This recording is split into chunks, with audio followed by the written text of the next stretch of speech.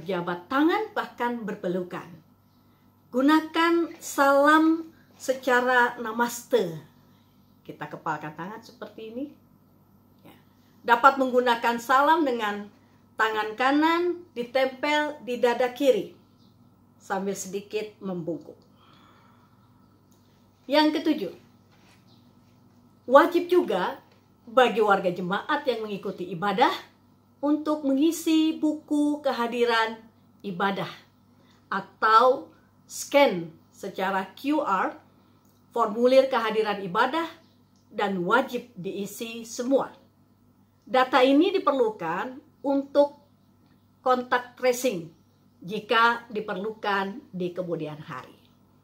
Yang kedelapan, wajib duduk sesuai nomor tempat duduk yang sudah diberikan oleh Satgas.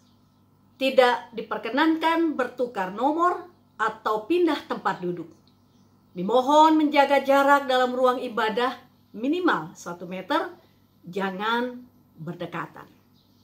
Yang kesembilan, membawa botol minuman sendiri, termasuk Alkitab. Hindari untuk saling meminjamkan barang-barang. Yang ke-10, menghindari berdiam lama di area gedung gereja bersama-sama selain pada waktu peribadahan berlangsung.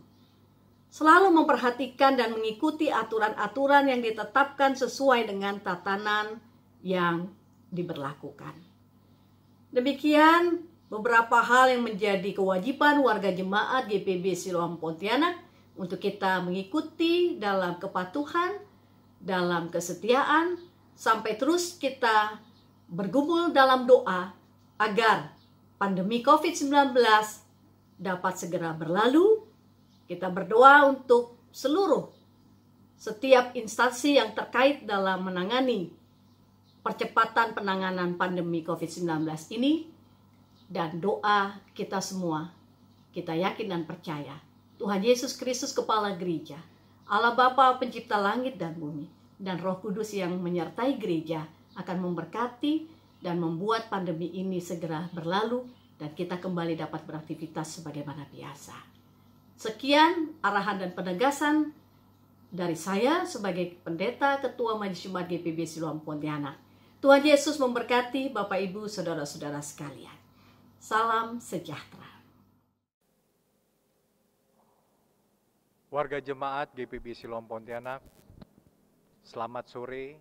Kita kembali dalam ibadah keluarga di hari Rabu ini. Marilah kita siapkan hati dan pikiran kita untuk beribadah kepada Tuhan serta menyatakan syukur hati atas semua kebaikan Kristus bagi kehidupan kita saat ini. Mari berdiri.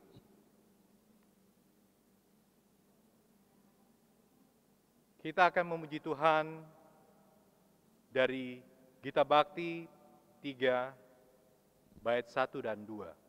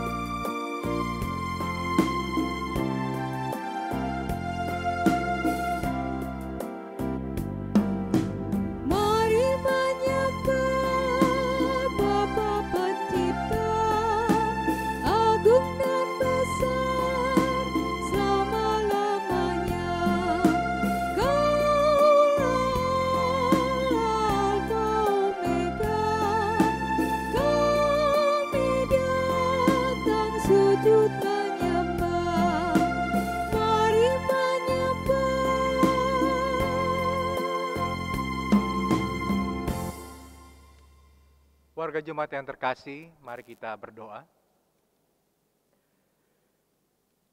Ya Tuhan, kami mengucap syukur atas penyertaan-Mu yang setia dalam kehidupan kami.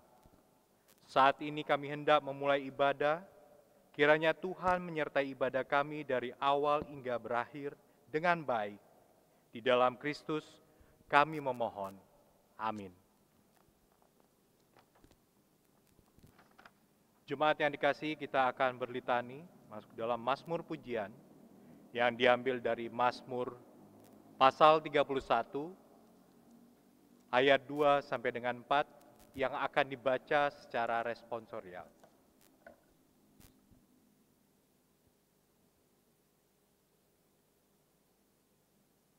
Padamu Tuhan aku berlindung. Janganlah sekali-kali aku mendapat malu. Luputkanlah aku oleh karena keadilan. Sendengkanlah telingamu kepadaku, bersegeralah melepaskan aku. Jadilah bagiku gunung batu tempat perlindungan.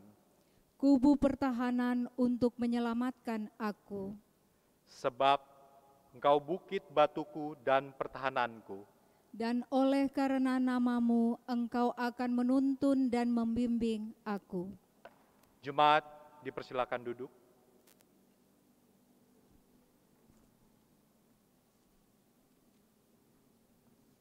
Kita kembali memuji Tuhan dari Kidung Jemaat 454, bait 1 dan 2.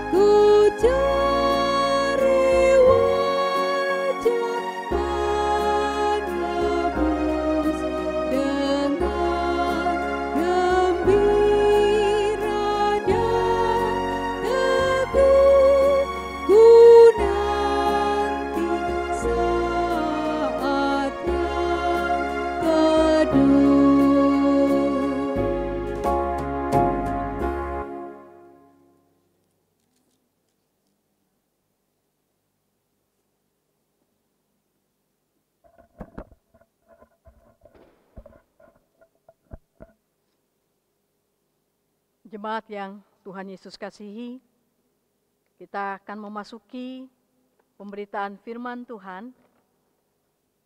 Mari siapkan pembacaan Alkitab dari kitab Mazmur 141 ayat 1 sampai ayat 10. Mazmur 141 ayat 1 hingga ayatnya yang ke-10. Sebelum kita membaca dan merenungkannya, mari berdoa mohon pertolongan Roh Kudus. Kita berdoa.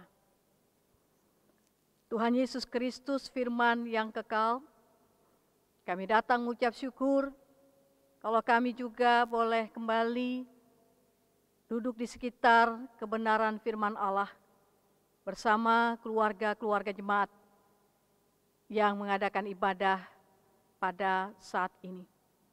Tuntun kami semua dengan kuasa Roh Kudus-Mu, mengurapi kami sehingga kami dapat mengerti, menghayati secara mendalam, dan kuasa Roh Kudus memberikan kesanggupan untuk kami menjadi pelaku firman-Mu. Dalam nama Yesus firman yang kekal, kami berdoa.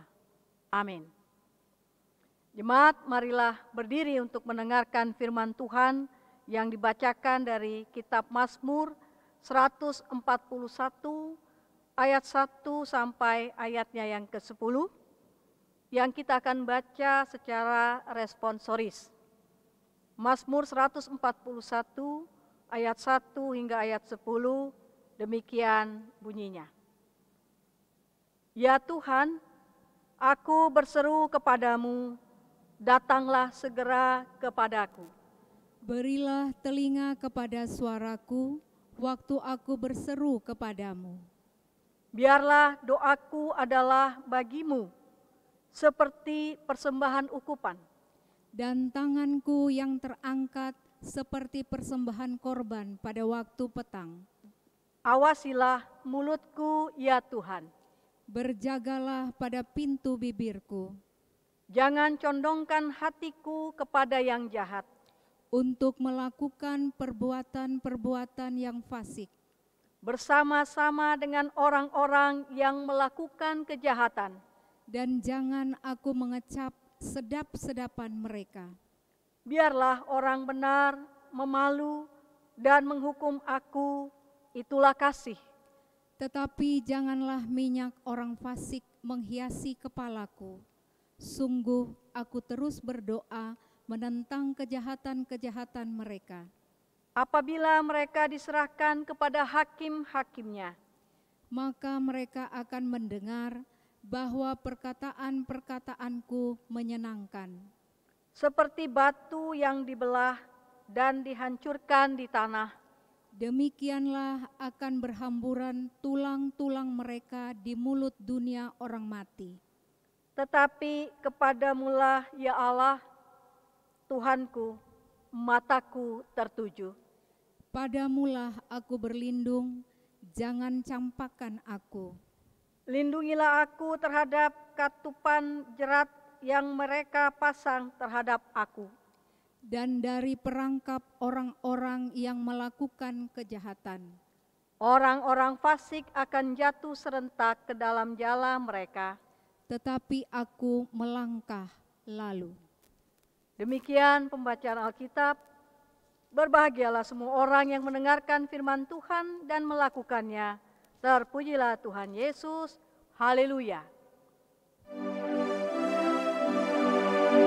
Haleluya, haleluya, haleluya.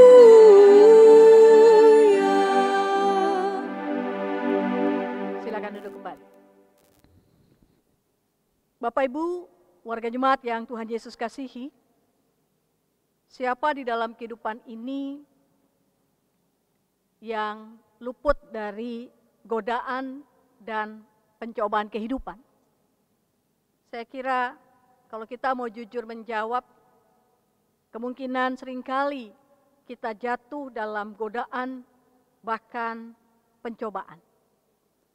Pencobaan inilah yang sebenarnya juga membantu proses pematangan kehidupan manusia, terutama secara rohani. Artinya lewat pencobaan-pencobaan dan pergumulan bahkan perjuangan kehidupan manusia harusnya membentuk kehidupan dan karakternya untuk kuat dalam iman percaya kepada Tuhan. Mazmur 141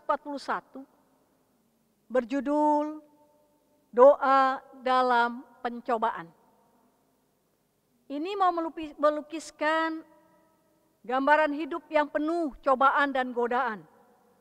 Dan salah satu jalan kejahatan yang keluar yang diajukan pemazmur ialah agar tidak lupa berdoa kepada Tuhan.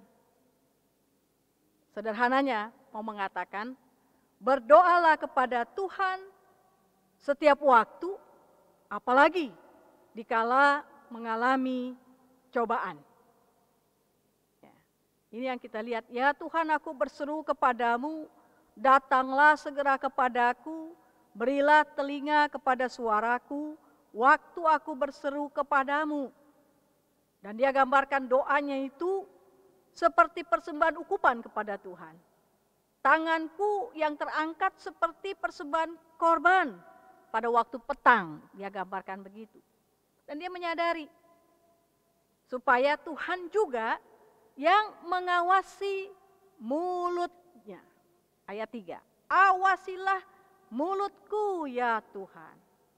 Berjagalah pada pintu bibirku. Nah, seringkali pencobaan, godaan yang paling besar bukan datang dari luar diri kita, tapi justru dari dalam diri kita sendiri. Makanya sang pemazmur Daud ini menyadari agar Tuhan yang mengawasi mulutnya untuk mengeluarkan kata-kata yang berhikmat, kata-kata yang memberkati. Bukan kata-kata yang sebaliknya.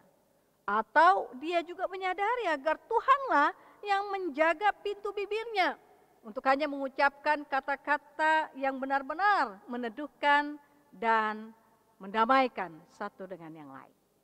Ya, ini yang dia sadari, cobaan, godaan, tantangan sering terus-menerus menerpa kehidupannya. Ayat 4 pun juga demikian. Jangan condongkan hatiku kepada yang jahat untuk melakukan perbuatan-perbuatan yang fasik bersama-sama dengan orang-orang yang melakukan kejahatan. Dan jangan aku mengecap sedap-sedapan mereka. Jadi Tuhan yang akan menjaga kehidupannya, tutur katanya, cara berpikirnya, hatinya, supaya tetap lurus pada jalan kebenaran, tidak berbelok kepada kejahatan dan kefasikan. Dan dia yakin bahwa perbuatan fasik itu bermula dari kecondongan hati kepada yang jahat yang dia katakan di dalam ayat 4. Bagian kedua dari bacaan Mazmur 141 ini, Bapak Ibu saudara-saudara di rumah, pemazmur berbicara tentang pendidikan yang diberikan orang benar. Ya, biarlah orang benar memalu dan menghukum aku, itulah kasih. Tapi janganlah minyak orang fasik menghiasi kepalaku, sungguh aku terus berdoa menentang kejahatan-kejahatan mereka. Ya, jadi pendidikan semacam ini sekalipun keras, misalnya dengan cara memalu, dengan cara menghukum, ada satu peribahasa atau ungkapan yang mengatakan di balik atau di ujung cemeti itu ada emas begitu.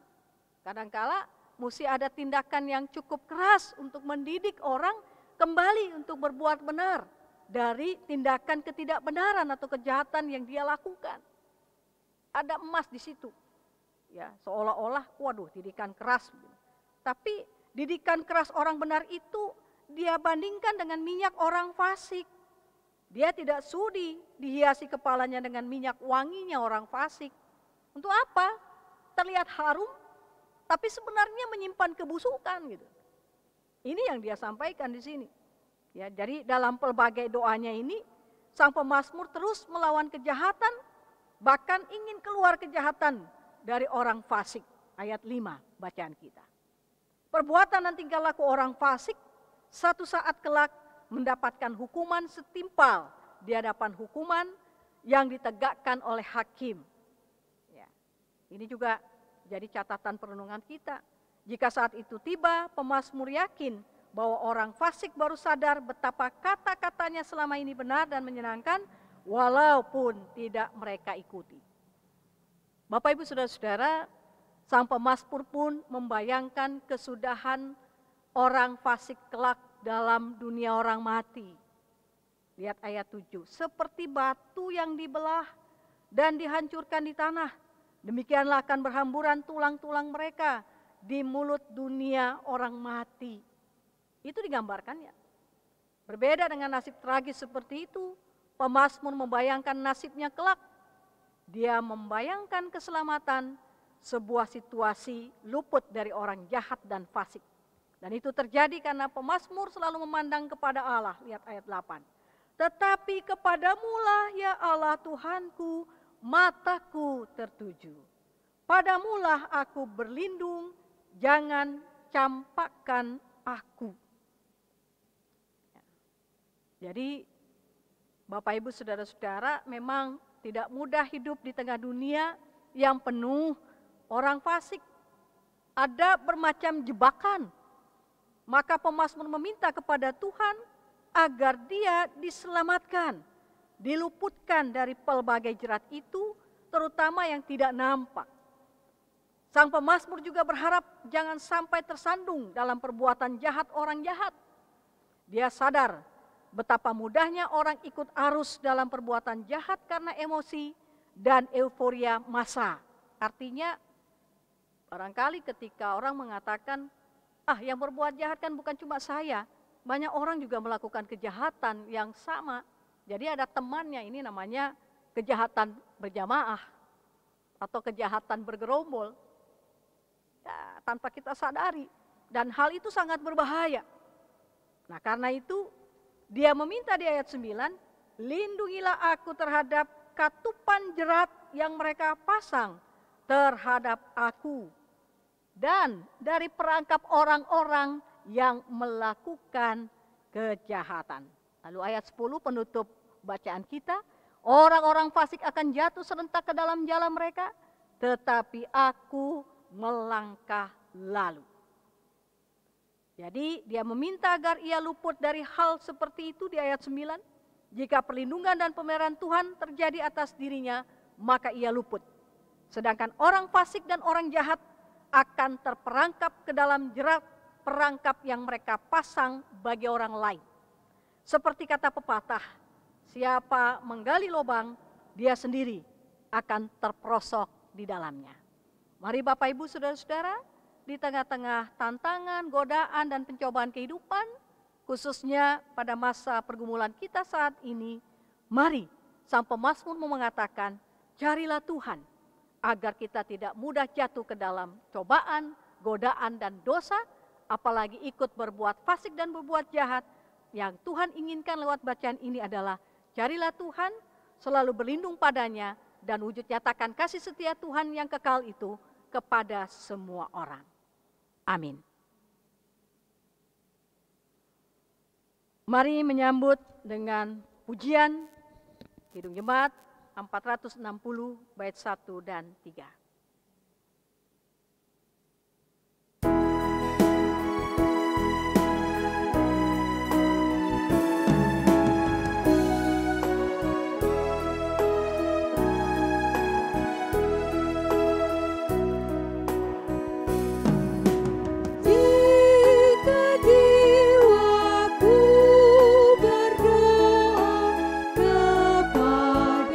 Kepadamu Tuhan.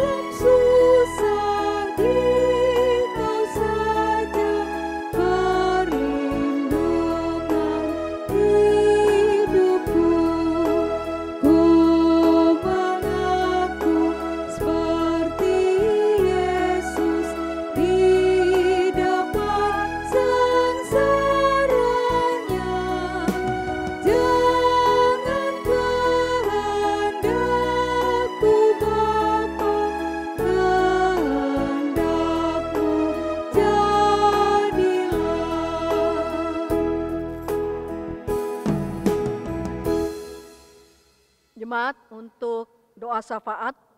Diberikan kesempatan bagi keluarga-keluarga jemaat di rumah untuk berbagi tugas, berdoa syafaat dalam kebersamaan keluarga.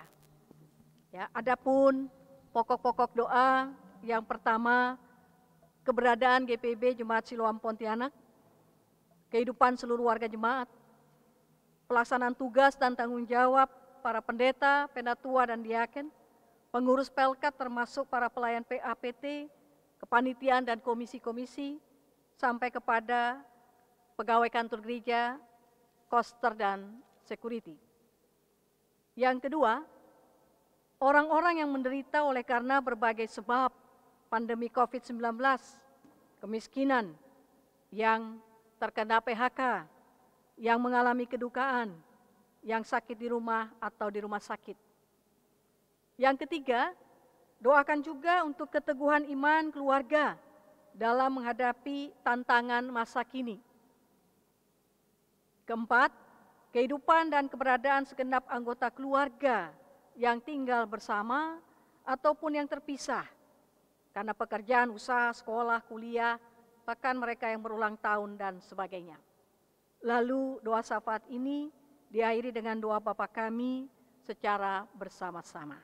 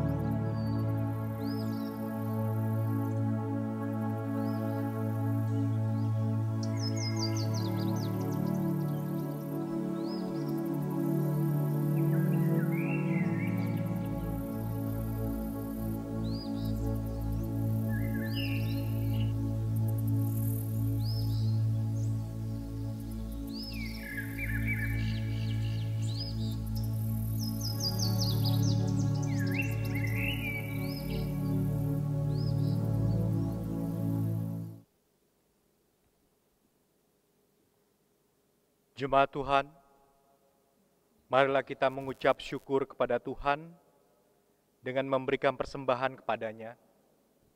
Ingatlah firman Tuhan, Mazmur pasal 96 ayat 8 yang menyatakan, berilah kepada Tuhan kemuliaan namanya, bawalah persembahan dan masuklah ke pelatarannya. Tuhan memberkati saudara dan persembahan saudara.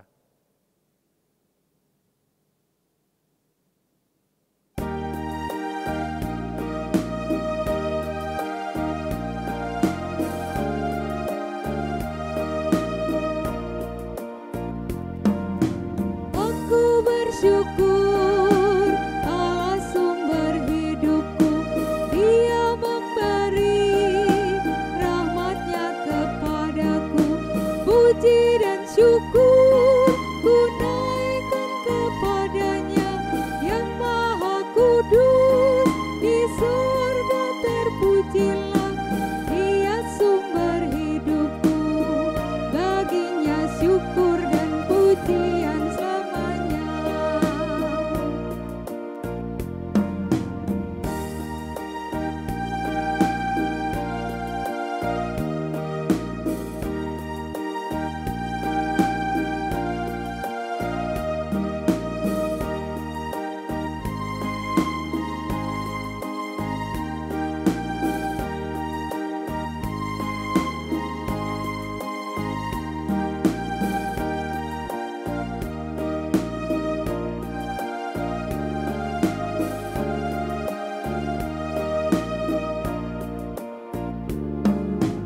Aku bersyukur Allah sumber hidupku, susah dan senang ku bersandar padanya.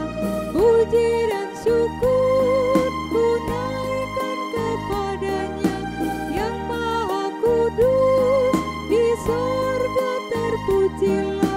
Dia sumber hidupku, baginya syukur dan pujian selamanya.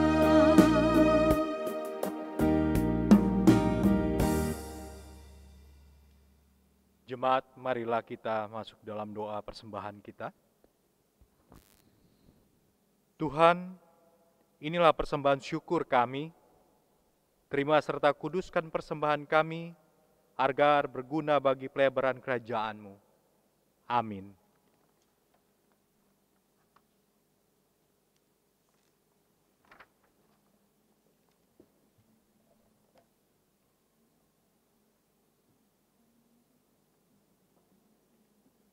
Jemaat yang Tuhan kasihi, mari berdiri. Kita akan kembali melakukan aktivitas kehidupan kita berdasarkan firman Tuhan yang telah kita dengar. Gita Bakti 107.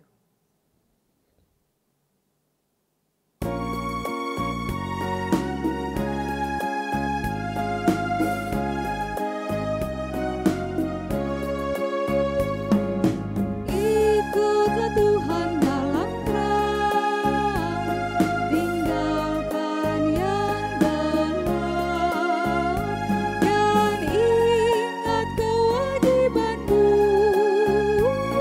lakukan firman-Nya.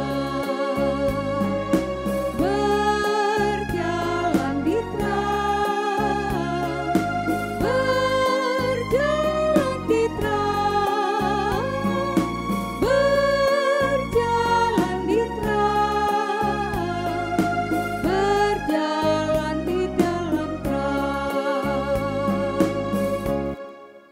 Arahkanlah hati dan pikiranmu kepada Tuhan, serta terimalah berkat-Nya. Kasih karunia Tuhan Yesus Kristus, dan kasih Allah, dan persekutuan Roh Kudus menyertai kamu sekalian.